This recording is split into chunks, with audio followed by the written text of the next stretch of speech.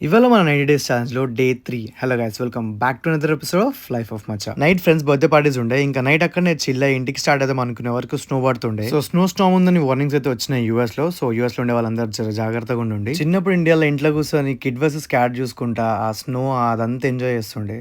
But ఇప్పుడు యూఎస్‌లో నేను గిట్ట ఇక్కడనే స్నోని రియల్ లైఫ్‌లో ఎంజాయ్ చేస్తున్నా. Time will change everything. ఆ టైంలో ఐ హ్యాడ్ నో ఐడియా నేను గిట్ట యూఎస్‌కి వస్తా అట్లా అని.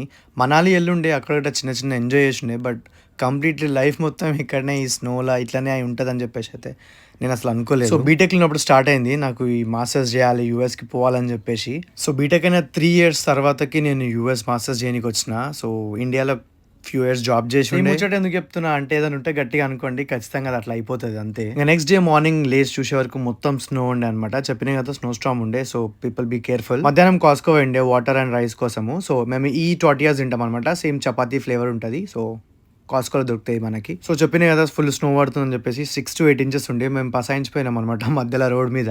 అసలు మాతోటి గాలేకుండే కార్ వెనకకి తీయనికే. ఫుల్ అసలు ఇరికిపోయింది కార్ మొత్తం అక్కడ.